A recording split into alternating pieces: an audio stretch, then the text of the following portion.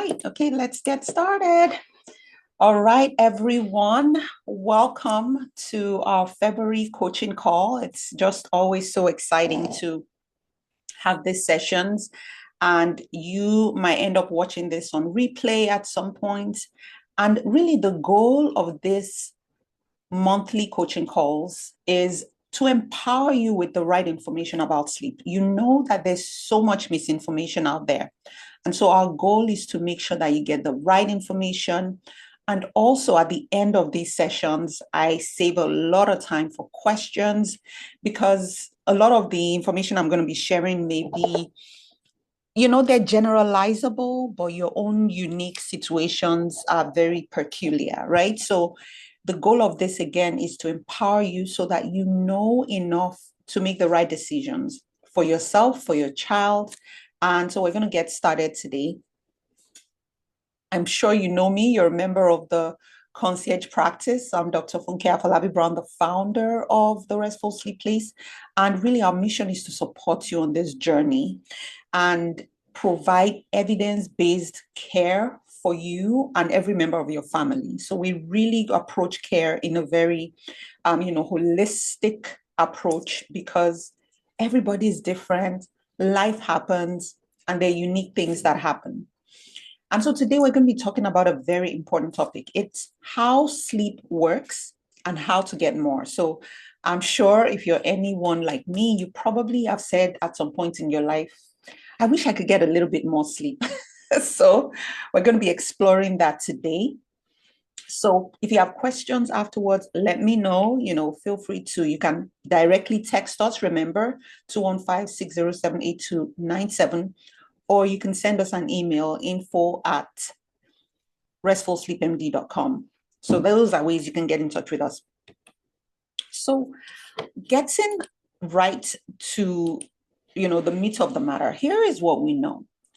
We know that sleep is not just a cure for sleepiness, right? Sleep impacts every area of our lives. If you've had a child or you as well have had one night of poor sleep, you know that there's a lot more than just the fact that you're sleepy. You might be more irritable, you may not feel well, you may not actually find yourself nodding off while you're driving. So sleep is important for our mental health. It's important for our physical health. It's important for our learning, our cognition, and also for public safety. Now, when we talk about sleep, I think this is important because I literally had someone today who said, oh, I wish I had 8 hours of sleep. I think I need 8 hours of sleep. And I said, why? And she said, well, I think that's the normal that everybody should get, So what I want you to know is, yes, it's important to get enough hours of sleep, but there's so many other aspects of sleep that you want to focus us on as well, because getting 8 hours of poor sleep compared to 6 or 7 hours of high quality sleep, I mean, I'm sure you will choose, even if it's less sleep, better quality sleep. But let's start with some basics. This is so important. Listen, even the average doctor does not get more than like 2 hours of sleep training throughout the entire training, right? So the information I'm giving you is going to really make you a sleep expert at the end of today. So we have different stages of sleep. So what you can see here, there's stage 1, and then there's stage 2, and then there's stage 3, and then there's REM sleep. And so during stage 1 sleep, that's really that lighter stage of sleep. That's when you're transitioning. During that stage of sleep, you're easy to wake up. If something happens, if there's a noise, you're more likely to wake up.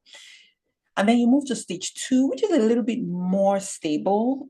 It's still a light stage of sleep, but things are a little bit more stable. You're still going to wake up if someone makes noise, but less likely compared to stage 1. And then stage 3 is really that deep sleep that everybody is obsessed about and everybody's always trying to get more of, because that's really that deep restorative sleep when you're getting growth hormone release. And I'll talk about the specific characteristics of this in a little bit.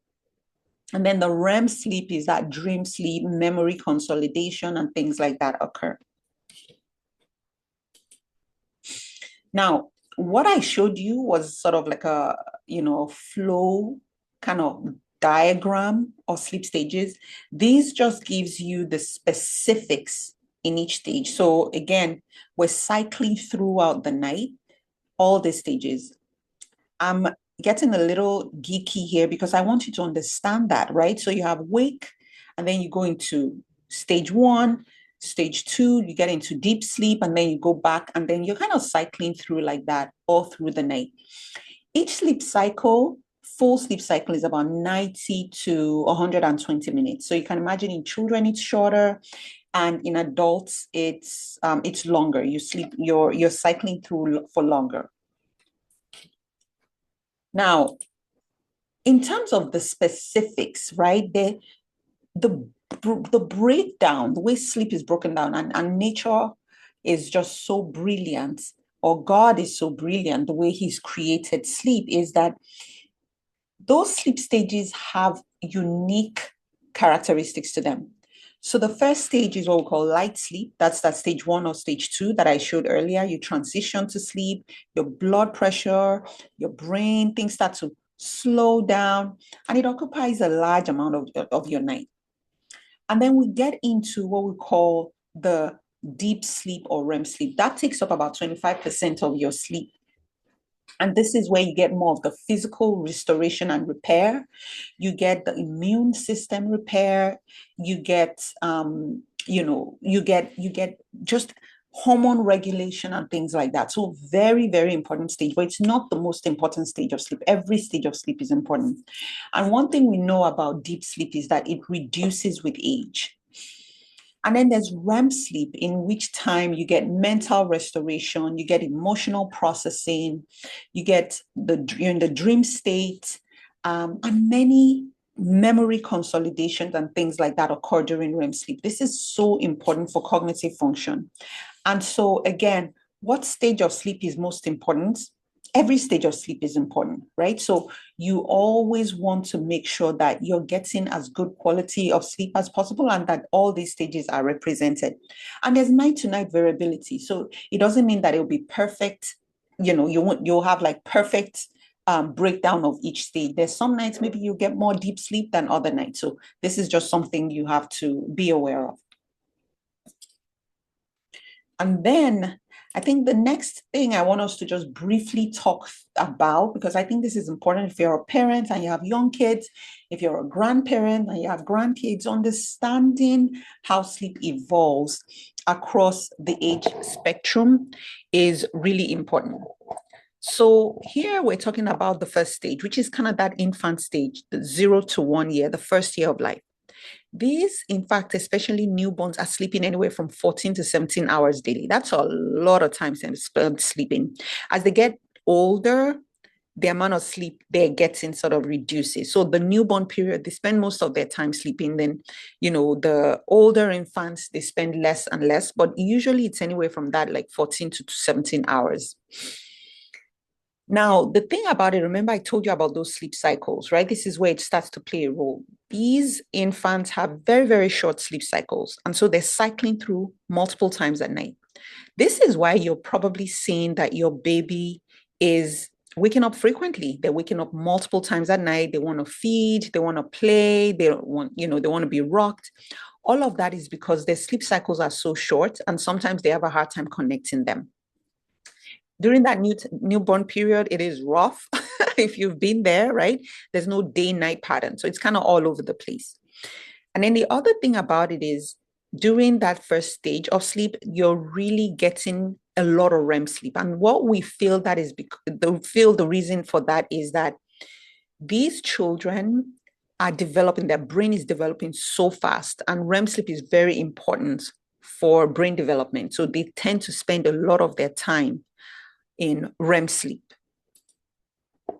As kids get older, the total amount of sleep is decreasing. They start to have a more consistent nighttime sleep. They absolutely still need to get naps, because if they don't, you will notice that they're more tired, more irritable, and things like that. And they also have a more robust internal clock or circadian rhythm. So as things evolve, sleep becomes a little bit more consolidated, the sleep needs decrease, but then a lot of times behavioral sleep issues start to appear. When they get to that childhood stage, it's really about, again, school, everything else going on. And so their total sleep is decreased. They tend to have more consistent night sleep pattern. By this stage, you really start to back off on naps. So usually I would say by age 3 to 5, your child is pretty much done with any naps that they need. Um, and then they still have a lot of deep sleep. Again, during this time, growth hormone is being produced, muscle repair, and things like that. So sleep is so important with every stage. In terms of our teenagers, the total sleep can be anywhere from 8 to 10 hours. And there is what we call a biological shift. So if you have a teenager, this is what you're probably seeing, right? Your child that would go to sleep at 8 p.m., now it's 11 p.m., 12 midnight, and they really have a hard time sleeping. So there's a biological shift which is present. And that's really because we see that melatonin production is actually delayed during that time. They have decreased sleep quality, so they may have night wakings. And then there are many external factors that impacts their sleep, right? So they have friends, they have homework, they have after school activities, they have volunteer activities, they have jobs. So all those things will, at the end of the day, affect their sleep. How about young adults? Young adults and adults need anywhere from 7 to 9 hours of sleep. The sleep is a bit more, it's, of course, much more stable. Interestingly enough, during that young adult phase, I mean, that's almost like the honeymoon phase because they're no more having all these developmental changes and they're not necessarily having too many hormone changes. So the hormone effects are minimal, but things like work and lifestyle and career may play a big role here. If they have a lot of stress and things like that, they may tend to have a lot of sleep disruptions. All right, we're moving to the mid-adult phase here.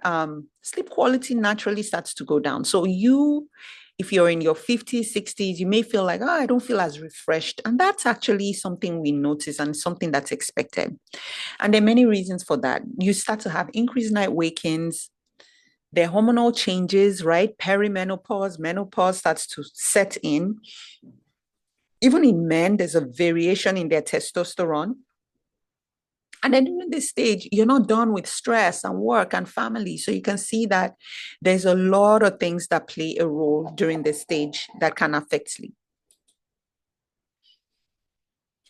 And then, this is specifically for women. If you're in that perimenopause stage, hang in there. What happens is those hormones, estrogen and progesterone, decrease. And, especially progesterone, it helps with sleep. It actually helps with relaxation and helps to promote sleep. So when it's decreased, you start to see hot flashes, you start to see night wakings, you start to see fragmented sleep. And actually, what we're seeing is that women in that perimenopause, menopause stage are at higher risk than other women of developing sleep apnea. So if that is something that you see where you're like, okay, I'm sleeping what seems like enough, but I always feel tired, it might be time to get a sleep test to evaluate for sleep apnea. With older adults, unfortunately, things do get a little bit worse where they start to wake up super early and they have a hard time staying awake till until late in the evening. They also have a higher risk of night wakings and also other sleep disorders, sleep apnea, restless leg syndrome, and things like that. And then on top of that, if they have a medical condition, that's something that can affect their sleep as well. So we've talked about the different changes that you would see with every stage of life, but there's some key factors I want you to pay attention to when it comes to sleep issues. The first is melatonin production, right? So like I'd said before, there's a shift in your melatonin production, especially during those teen years. And so that might, in fact, impact your sleep. That might be a big reason why you're having sleep issues. In older adults, they also have a slight decrease in their overall melatonin production. And that might be the reason why they're struggling with sleep. Another thing is the circadian rhythm, or what we call internal clock. So think about that clock that helps control when you wake up and when you go to sleep. And so if you have a circadian rhythm that's delayed, naturally, you're not going to feel sleepy until much later. right? So that's just really something that you would notice. And then there's hormone fluctuations. We talked about perimenopause and things like that, and menopause. So all those changes can impact your sleep. Brain development, right? The different stages of brain development, and with each stage, you kind of have a little bit of a change, right? As children are going through growth spurts, their sleep is changing. As women are going from, the state of, you know, being, having children to, getting older to getting new jobs, everything starts to evolve. And then we have to think about physical health, right? Diabetes, hypertension, all of those things, depression, mental health as well. All of those things can absolutely affect the quality of sleep you get. And then lifestyle and environment. I think this is so important. And we'll talk about how to optimize your lifestyle and environment very shortly. These things can absolutely affect the kind of sleep you're getting. So, we've talked about, remember the topic is how sleep works and how to get more. So we've talked about how sleep worked. We've talked about some things that can affect your sleep. We've talked about various expectations, how things evolve over time when it comes to sleep. So now we're going to jump into how we actually optimize sleep. Yes. So you've heard this before. You heard me say it again. I think there's no way we can ever get away from consistency, right? Consistency is key. Consistency in our bedtime, consistency in our wake up time, having a daily bedtime routine, and making sure that on the weekends, you're not sleeping in excessively. Because what that causes is what we call social jet lag, where your body clock just seems to be completely out of alignment with the external time. So that's something to pay attention to. And then here I put morning light exposure. And this can be under the environmental factors as well. But this is something that is a big game changer when it comes to your sleep. Exposing yourself to bright light is one of the ways you can suppress that effect of your circadian rhythm, because now your brain registers that it's daytime or daylight and can suppress that melatonin production. And then you feel more alert. So optimizing your sleep environment is so important. Temperature wise, we usually want a room that is as cool as possible. I'll say anywhere from 65 to 72 degrees Fahrenheit. This is great if you're a woman in perimenopause or menopause and you're having hot flashes and things like that. These are strategies that can help. And then we talked about minimizing light exposure in the morning, right? In the minimizing light exposure in the evening, sorry. So you really want to avoid exposing yourself to too much bright light in the evening, because again, you're sending signals to your brain that it's time for bed. But in the morning, you do the direct opposite. And this is where we ensure that you have bright light in the morning. And then you want your bedroom environment to be as quiet and free of noise as possible. So quiet, some people may have a hard time with a very quiet room. And so you might have a white noise machine or something playing in the background. And that might be what you need in terms of optimizing your bedroom environment. So the other thing to be aware of is restful sleep habits don't just start in the evening. Restful sleep habits start with when you wake up. What are you doing as soon as you wake up? Are you eating healthy? Are you spending time exercising? Are you paying and reflecting and making sure you're paying attention to your mental health? All those things are very important in ensuring that you set yourself up for success. So eating foods that do not contain too much sugar, do not contain caffeine, avoiding alcohol. These are all things that we know will absolutely help us sleep. Exercise is a great tool when it comes to one, of course, your mood, your alertness, as well as promoting deep sleep. So when you're exercising, it's not just about beefing up those muscles or improving your cardio, it's actually indirectly impacting your sleep.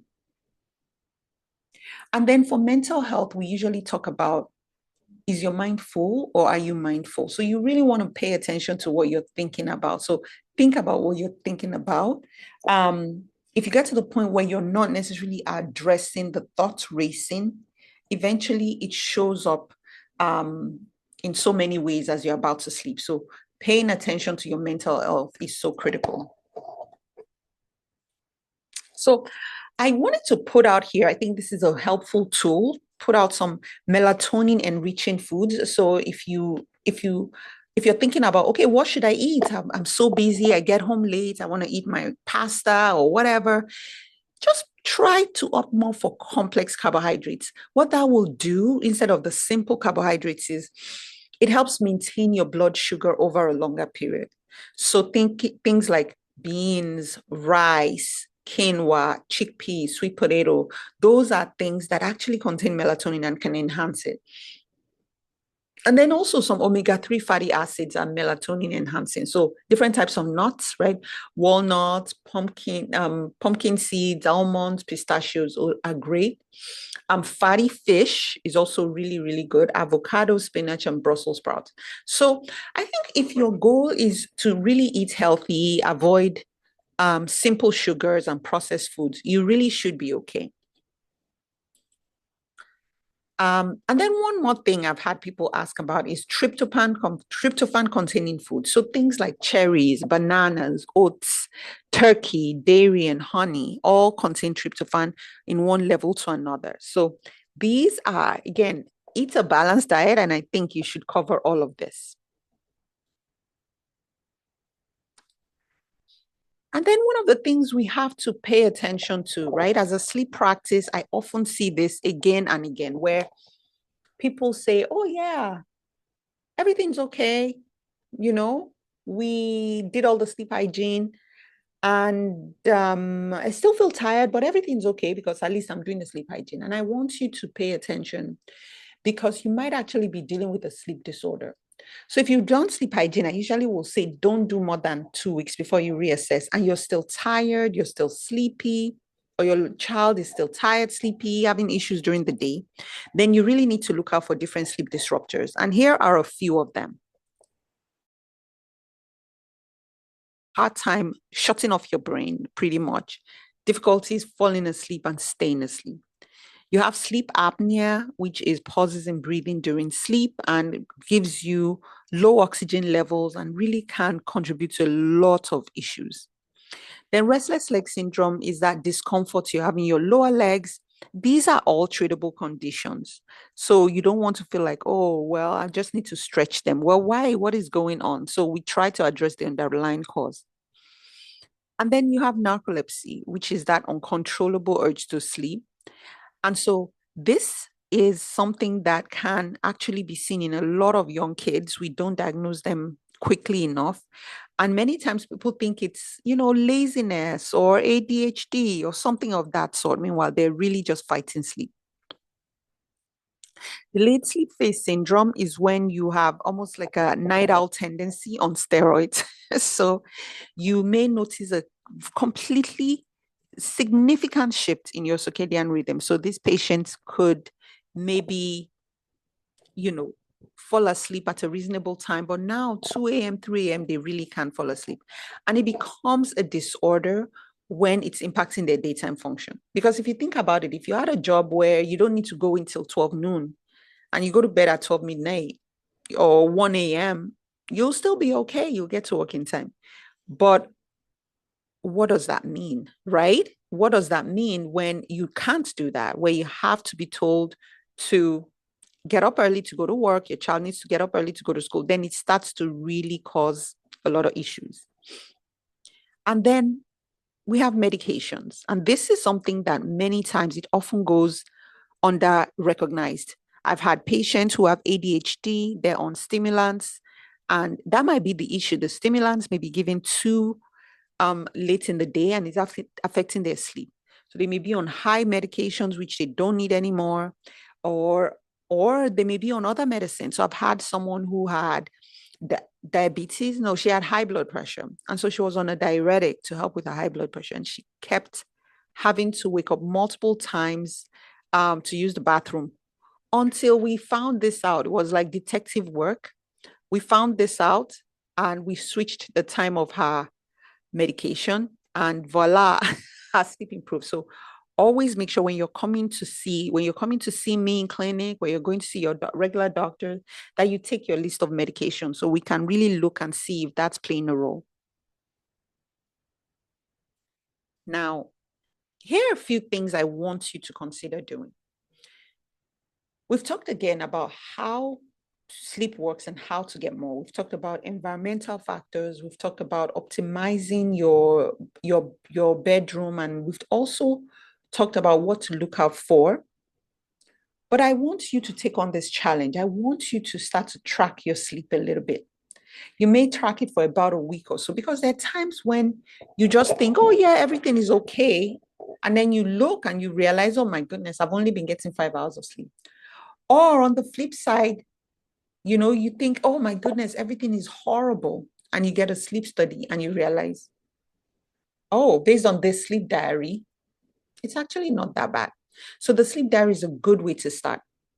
And then the next thing I want you to do is to look at personal rhythm disruptors. Are there things that are going on? Whether it's light exposure at the wrong time, maybe your phone is in front of you and you're not able to sleep. Whether it's, you have a child that's waking up frequently, and because of that, you're not able to get your own sleep rhythms right. Whether it's because you're not physically active and things like that. All those things will disrupt your rhythm. So here, the goal is to observe. Don't feel, like, oh, I've done such a horrible job. No, it's just to say, okay, here are areas that I can do better at. And then you take one consistency strategy. I'm not asking for 5, just one thing that you can work on, right? Identify one item that you can implement and start working on. It will give you so much joy to be able to do this. And then I would say document your findings, because this season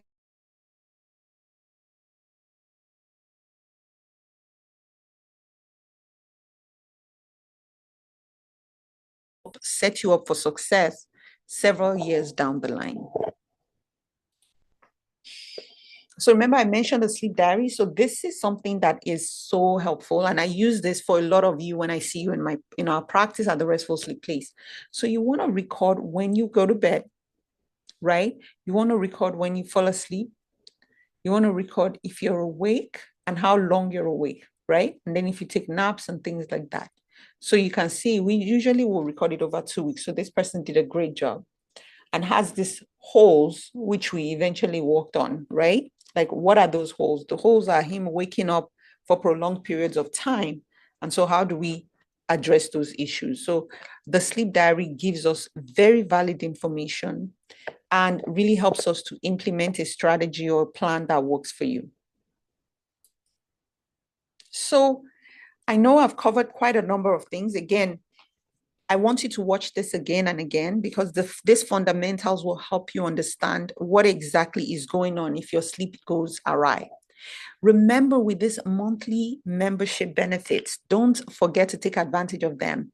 The monthly calls with myself, and we're also going to have guest experts every quarter. Next month is going to be phenomenal. Regina Steigold, who is a speech therapist herself, who had sleep struggles with sleep apnea and has overcome this. So we're going to hear her share her story. Please come with questions. I think it's going to be very powerful. And also, she's going to talk through sleep issues in children. And so you have access to all of this. I want you to take advantage of it. We're going to send you the links, shortly in your email and things like that. And so connect with the community. Community support is so helpful and it changes lives. And then, the other benefits you have, which I do not want you to forget. You get unlimited access to myself. You get same week appointments. You can get downloadable resources and action plans and supplements as well. So here's the thing. We're not getting away from supplements. I used to be of the frame of mind of, oh, no, we can't use supplements. But now there's certain ones that are actually safe and I would recommend. And so these are things you have access to. We also have our sleep tool of the month, which is being a game changer for most people. And so this takes us to that sleep tool of the month. My tool, last month we had a different tool. We had the sleep mask. This month we're doing the IO wearable glasses. These are circadian rhythm glasses. And so you put them on, and so you can see this blue light. And so that blue light is right next to your eyes, and it suppresses the melatonin. It's very effective for people who have difficulties waking up in the morning and things like that. So very useful. It's IO wearable glasses, and you can use this link to get your own sample your own copy. Just use this link. You can scan it, and we'll also send that with your email. So on that note, I'm going to stop and be happy to take questions. And if you have questions when you watch this on the replay, feel free to, to send out a message. We're going to also send you a Google form, and that Google form has just whatever it is you want us to talk about. This is a resource that is phenomenal. This is something I wish I had when I was struggling with my sleep issues. So I want you to take advantage of it, right? If you have questions, if you have certain topics you would like us to cover, let us know. And also, it's important that we communicate to you when the next sessions are, when the next time we're meeting again. So we're meeting in March, we're meeting in April. In March, we have a phenomenal guest. I really mentioned it. I'm so excited about that. And then we could answer questions, and we can continue to build this community, and we can continue to support your sleep health, you and your child's sleep health. Don't forget all the things you have access to. We're going to send this out. It's going to be a playlist so you can rewatch it again and again and again. And so I hope this has been helpful. And until next time, I hope you rest well.